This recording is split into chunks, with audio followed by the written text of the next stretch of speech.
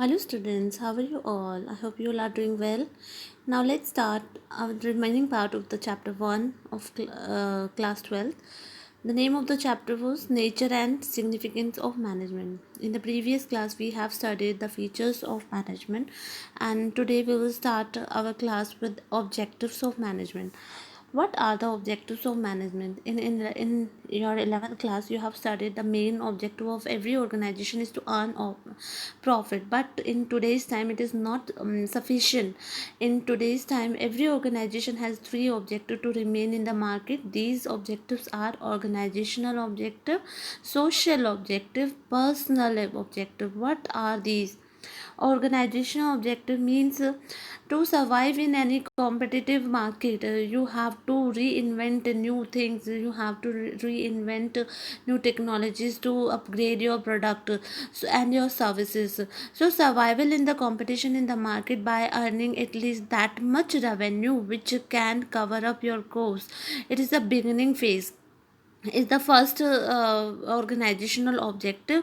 Then suppose one organization has started earning that much amount of profit which can cover up its cost, then it will think of earning profit also. So now it's a second motive of as a organization objective is to earn profit also, sufficient amount of profit, so that it can bring new technology advancement in the factory and also upgrade itself. Growth, this is also related to investment of profit into increasing number of branches, employees, turnover, machinery, technology, product, etc. So these were the various organizational objectives. Beside this there are social objective, personal objectives also.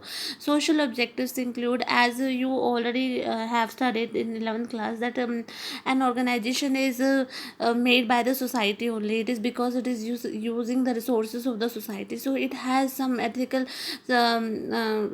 responsibility towards society, like arranging more and more jobs for the society, people living in the society, giving them health, medical facilities, etc., can raise their goodwill in the society. So these are their social objectives. So personal objectives are related to the employees.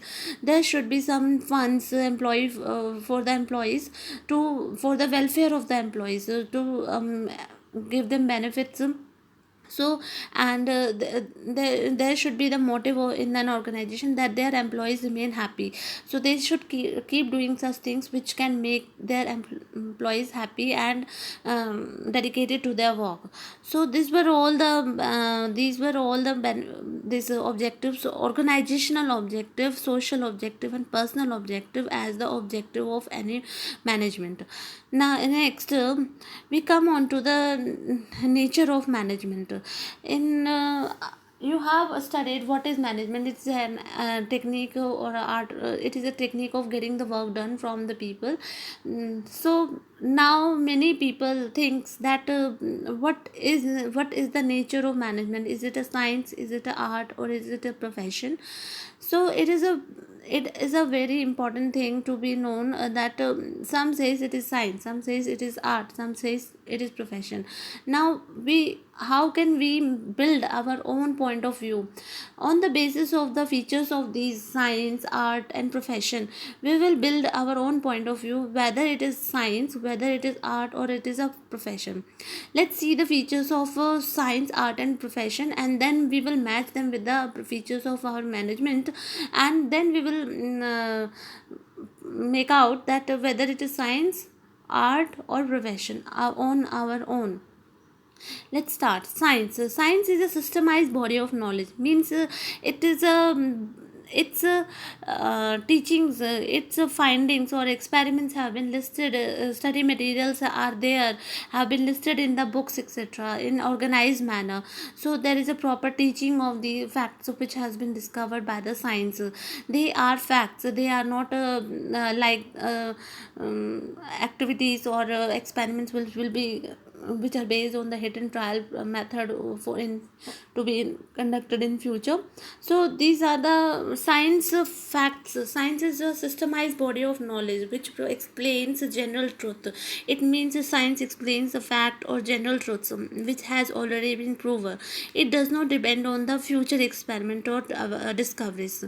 So this there is a no hit and trial kind of things for future consideration. Principle based on experiment. Science is based on facts, and we know the facts are general truth has been developed with the result proven in various experiments. So whatever science says are proven facts. Next feature of the science is that universal validity. Universal validity says that whatever has been proven in whatever is true according to science in one country is true in other country also. It is proven fact. It is a proven fact. It cannot change in one place to another or one person to another. Suppose one says hydrogen combining with water, combining with oxygen makes water, so it is a proven fact. It will be valid everywhere. Similarly, now we will match the features of science with the features of management.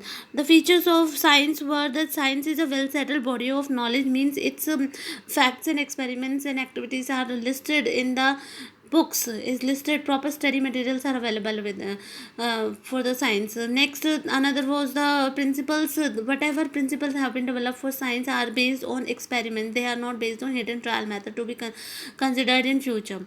Next, feature of science was universal validity. Universal means acceptable everywhere. Similarly, now we will try to match the features of science with the features of management. Do management have systemized body of knowledge? Yes, the management principles are listed in books. So there are number of books which tell you about what management is. Its principles are listed in the book. There are proper study material provided for the study of management. Next is principle based on experiment. Here it is a not completely matching, because of management, actually management deals with human behavior, and human behavior keeps changing. It is not like a static kind of thing. You cannot say that human behavior is like this this point of view, and it will remain same on the another phase of time also. So it keeps changing, and we will have to mend our principles according to the situation faced by the humans. So management principles are based on experiment, but they cannot be applied as it is. They will have to be changed or customized according to the situation. So our this fact is not exactly matching with the science features. So one was correct. This that is, do management have systemized body of knowledge, was exactly matching, but the second principle is not matching exactly. Now we come on to universal validity. Yes, science experiments are universally same, but management principles cannot be taken exactly in same manner. Some changes will be needed to be done to match them according to the needs of the organization. So we cannot say that these science principles are exactly matching with the management principle. It we can say it is an inexact science. Management is an inexact science, because 1 out of 3 is matching. Only 1 out of 3 is matching with the management feature. So we can say it is an inexact science. Now let us check whether management is an art. Let's see the features of an art. It needs knowledge of that particular art, skillful. Every artist has their basic knowledge of art, but how they apply that are considered as skills. So more experienced the artist, more skillful he will be considered. And personalized application of the existing art, whatever he is applying his knowledge on. See, they have his own they are based on his personal experience. So managerial things are art or not, we will check it by matching them with their features. Let's start. Now, matching management with the art, knowledge. First of all, knowledge. Yes, there is study material available for the management. So one feature is exactly matching.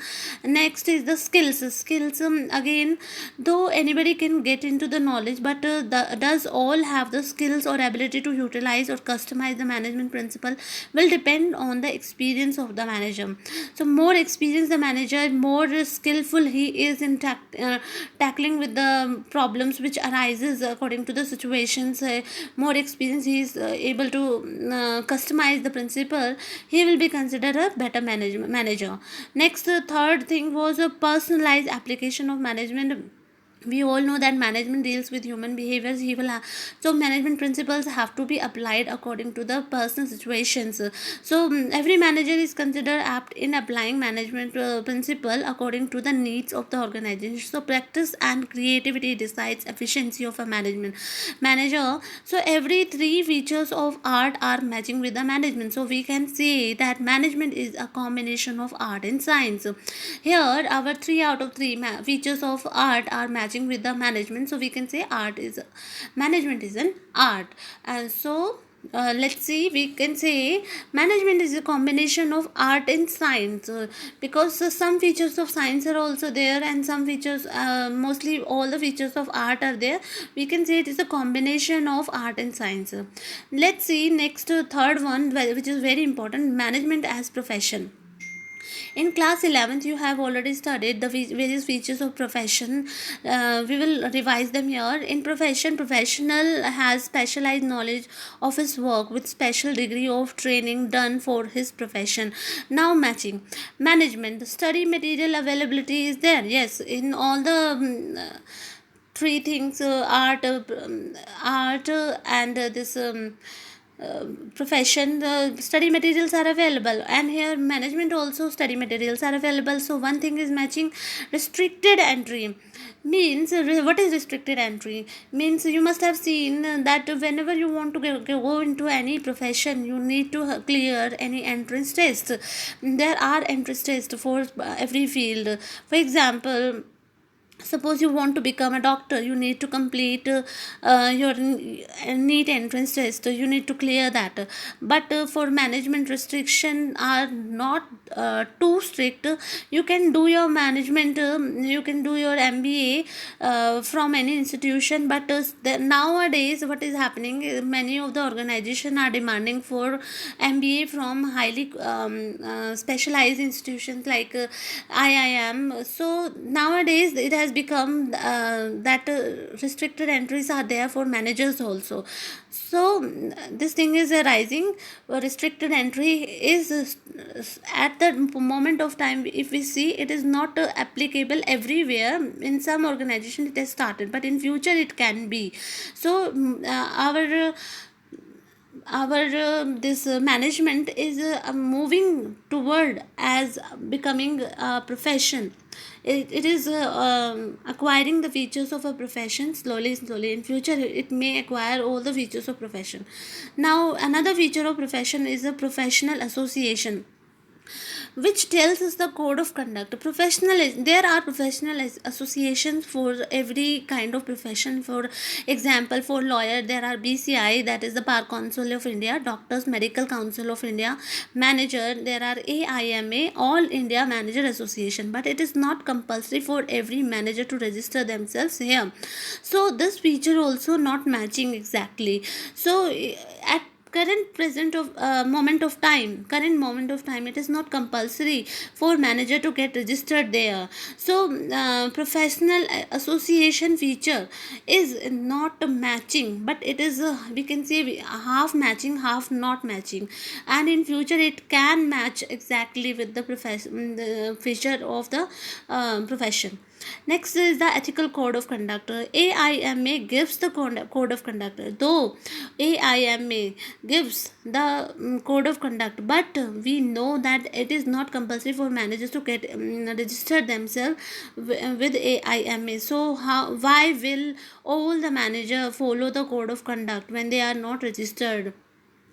So this feature also not matching exactly.